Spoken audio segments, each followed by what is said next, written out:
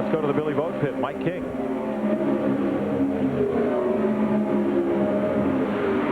Well, the bottom line is here is we've got a big chess game going on. Billy Boat has got to make another stop. That is a surety. We don't know if we'll see him in the next 10 or 20 laps. They are being very tight-lipped here in the A.J. Foyt pit area.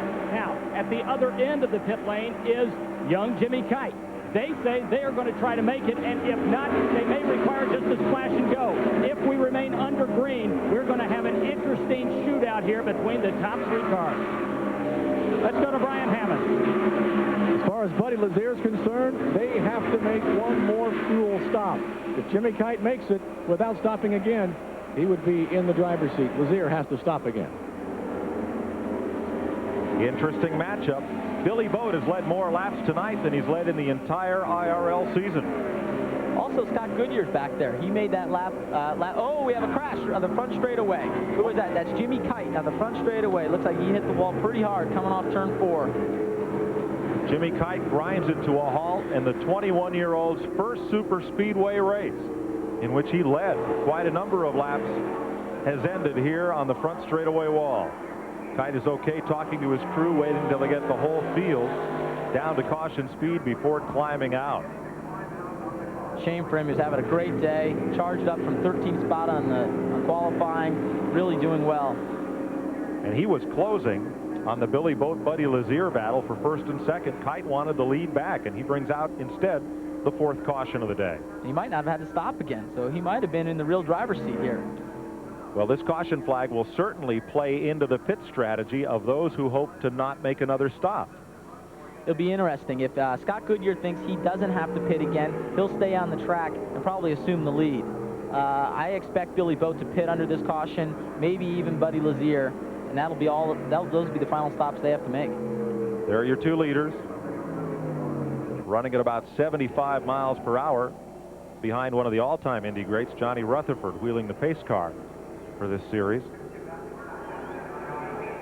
And the crowd gave Kite a nice round of applause as he climbed out, took off that aerodynamic Simpson helmet and the balaclava. Here's what happened. He's running right through there. Looks like wow, the car just pushed right up there. You can see there was a little bit of vibration movement from the bumps, and the car just pushed right up into the wall, hitting pretty hardly. Wow, look at that. Good to see that he's okay from that. Let's have a look at a different angle and see if something broke on the car or if it just pushed up to the wall. Now he's the second car in line. He just, from right back there, there's a little bit of vibration and just started pushing. I wouldn't be surprised if something didn't break. Maybe that's what you're seeing, and the car just right to the outside. Ooh, boy, lucky to keep that straight, not spin around. And look at that, folks. He's still driving it. He's trying to keep it up toward that wall instead of coming back out into traffic. He's still steering it as the car grinds itself right down to the tub on the right side. Quite a lot of debris, I think, down the front straightaway here. Brian Hammonds? Well, it's a very dejected Jimmy Kite crew down here, as you might imagine. They said they were out just cruising, trying to conserve fuel, make it to the end without stopping again. They cut a tire, and that's what put Jimmy Kite into the wall and ended his night. What a great race the 21-year-old was having. The ride of his life. Well, it's so tough when you cut a tire. You know, as a driver and you're in the cockpit, there's really nothing you can do. It just, the car can just take off. No matter if you hit the brakes, turn the wheel, nothing can happen. Strategy changes because here comes Billy Boat and Buddy Lazier leading quite a pack onto pit road. Mike King? Well, we are waiting now for Billy Boat. He is in the very first pit stall here on the south end of the pit lane. He has pulled it in on the marks, and the team goes to work. Craig Baranowski and Case Lewenberg on the right side, Dave Noby and Bill Spencer on the left side, changing the Goodyear Eagles.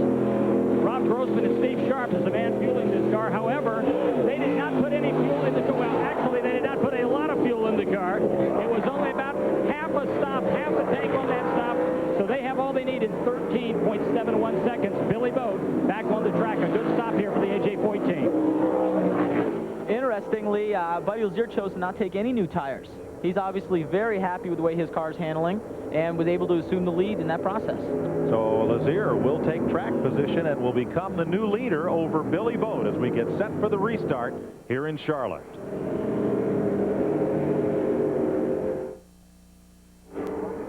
Although they don't like to talk about it, the CIA abandoned many men after parachuting them into North Vietnam.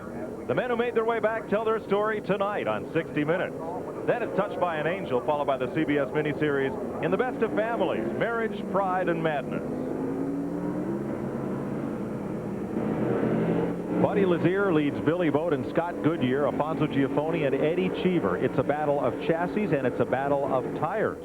Very interesting. Billy Boat took fresh new Goodyear tires, while Buddy Lazier decided to stay with his slightly used Firestone tires. We're going to see a real tire battle here.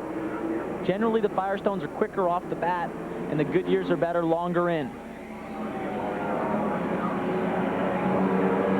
Back under green at Charlotte Motor Speedway, Buddy Lazier, Billy Boat contesting the lead. From a driver standpoint, Buddy's extremely aggressive in traffic. You can just see him looking, making the moves. And this might be a telltale sign for this race. You're going to have to get to the front of the field right now. Getting through this traffic, you can either open up or shrink a lead in a real hurry. Billy Boat has been a little more tentative in the traffic. And Lazier enjoys an 0.8 of a second lead. Now on the tail end of the lead lap were Scott Goodyear and Alfonso Giafoni when the green waved. Your race leader, Lazier, has put Giafoni one lap down once again. And Lazier's closing in big time on Scott Goodyear right now. Put him back to being a lap down. Here he comes right now off the front straightaway. Goodyear, bottom of your screen. Right there. Goodyear did not. Probably go to the outside, I imagine. Scott did not pit on this caution flag. He was just in at lap 152 about 20 laps ago. So he stayed out trying to regain his position on the lead lap. But Lazier wants to move around. Now, Scott Goodyear drops to the bottom on Jim Guthrie? Eddie Cheever. Excuse me, that's Cheever. And Lazier's going to have trouble getting by. Boy, whoa, almost in the grass. Boy, Buddy Lazier knows this is costing him dearly with Billy Boat. Billy able to keep the momentum up, to just reel Buddy right in. Buddy's going to be real anxious. Look at how much Billy Boat caught back up to him. Buddy just had to back out of it that little bit. Billy Boat erased a 1-second lead in one lap because of Lazier's trouble in traffic. Boy, momentum. Can't say it enough. They just got to keep it going. Buddy's got to try to get through these cars. And Scott, of course, doesn't want to go a lap down. So that's the last thing Scott wants to see happen. And Cheever is one lap down at the front of this pack. He doesn't want to go 2 laps down. Great battle right now. Once again, Scott Goodyear drops to the bottom. Cheever gives him plenty of room, but Scott Goodyear's unable to capitalize. Billy Boat right up behind him, right in the draft. We'll be able to see how good Billy Boat's car is working right behind Buddy Lazier's. Boat to the bottom of the racetrack. And you saw Lazier just come slicing down the banking. You saw hold back Billy Boat. You saw Billy's car wash away a little bit. Buddy's fiance Kara looking on. This is the best Buddy's run all year long. Trying to bring it home. Boy, they get close to that wall coming out of turn 4. And here's Boat. High, now low. He had the room, but again, Lazier came down and just slammed the door. You can really watch, once that happens, Billy's car sort of washes out a little bit. So I don't think his car can work quite as good as Buddy's can close in traffic. Last lap, 206.8 miles per hour. Whoa, boy, close running between Eddie Cheever there. Will he finally get up to him? Lazier almost nestled the front tire right up against Cheever. Now, A.J. Foyt looks on at his driver, Billy Boat. How quickly can he dispatch Cheever and pick up this lead chase once again? Cheever gives way. He visibly appeared to lift out of the throttle, let those 2 cars go. He knows he's already 1 lap down, and it's important to let the leaders run their race. You don't want to get in the middle of interfering with that. No. And that favor will be repaid someday. Oh, certainly. Sure. Boy, and again, Lazier has... Buddy can't get by Scott Goodyear, it seems. Scott's running awfully strong right now. Well, Scott Goodyear pitted at lap 152 and did not come in on this last stop, so he has a much lighter fuel load right now than the leader. Right, and he's probably a little borderline on making it to the finish, so it's going to be really interesting. I think Buddy's got to get by. Every time that he can't, boy, Billy Boat just runs up right behind him. so frustrating for a driver. I mean, I've been in that position before, and you're just, you know you've got a guy breathing down your neck, yet at the same time, you don't want to crash. You don't want to get in an accident, but you got to try to push as hard as you can to get by. All right, traffic continues to be an issue here. Let's go to Brian Hammond. Ron Himmelgarn is beside himself. Look at the racing on the racetrack. Himmelgarn thinks a flag needs to be thrown and get Scott Goodyear out of the way. They think that Goodyear is blocking Buddy Lazier. They really want a flag to be thrown by the IRL officials. They are livid down here. Well, last lap for Scott Goodyear, 2:05.8. Last lap for the leader, Lazier, 2:06.6. So perhaps by some slight margin, Goodyear is holding up the race leader. But it's not all that noticeable on the racetrack. No, all three cars are probably, obviously, our three fastest cars on the track right now. And what's been most interesting is, even though Scott's holding up Buddy, I'd say a little bit.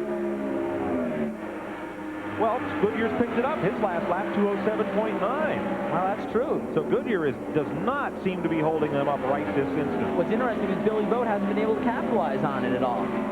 I would have expected, with the amount of times that Buddy's had his momentum ruined, Billy just hasn't been able to capitalize. Last lap by Scott Goodyear, 2:08.7 miles an hour. The speeds continue to increase as the fuel load lightens. Fuel load lightens. It's getting a little cooler out right now. There's not quite as much traffic out here. They can run almost flat out. Getting to the point where, you know, the final 30 laps, getting close to that, you got to start showing everything you have, hold nothing back. There's first to second, left side of your screen, Buddy Lazier. Buddy's able to stretch it a little bit. Right side, Billy Boat. And Scott Goodyear inching away from these two. There's Goodyear. You can see he's picked up a little distance now on Lazier. But if that was an opportunity for Billy Boat, he's unable to capitalize.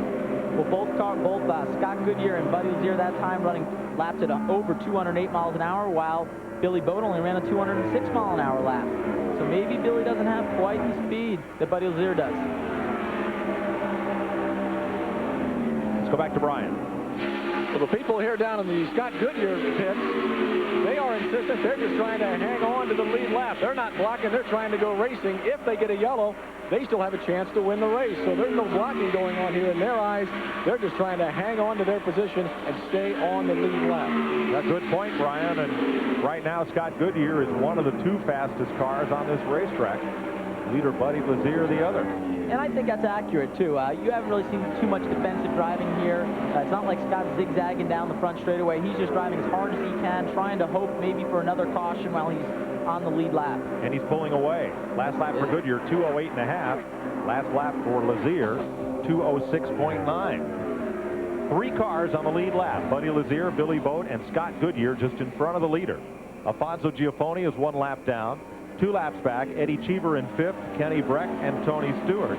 Robbie Groff is 8th, Stefan Gregoire is 9th, and Marco Greco is 10th ahead of Salazar, Paul, Guthrie, Mike Groff, and Suspiri. Of the 23 starters, 15 remain on the racetrack.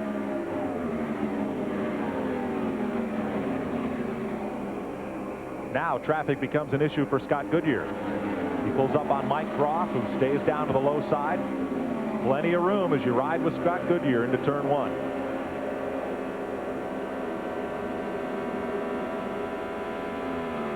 Scott right now is just trying to push as hard as he can, as fast as he can go. He feels the pressure from behind from Buddy, wants to run, just keep pushing the car, get every ounce of speed out of it. Do you use the white lines for any kind of reference at a place like this? Yeah, they help you sort of judge where you want to turn in, what lane you want to be in. Like right now, Scott sort of looks at, when he went into that corner, exactly where he should be, a little closer to the wall, dropping down to the inside. Generally, after they've run so many laps, the drivers become second nature. They know exactly where to be. They could almost drive the track in their sleep. Both these cars are now pulled away from Billy Boat a little bit, but they're still not really able to close in on Scott Goodyear. But boy, the gap has risen. It's now up to about a little over 2 seconds between Buddy Lazier and Billy Boat. But look at this 5-car pack just ahead of the race leaders. That's going to determine this. Boy, that's going to play out big time. And Scott Goodyear is really going to have to work that traffic to stay on the lead lap here. And I'd say Buddy Lazier has one of the best cars getting through traffic that I've seen all day, for that matter. So the advantage probably has to head towards him.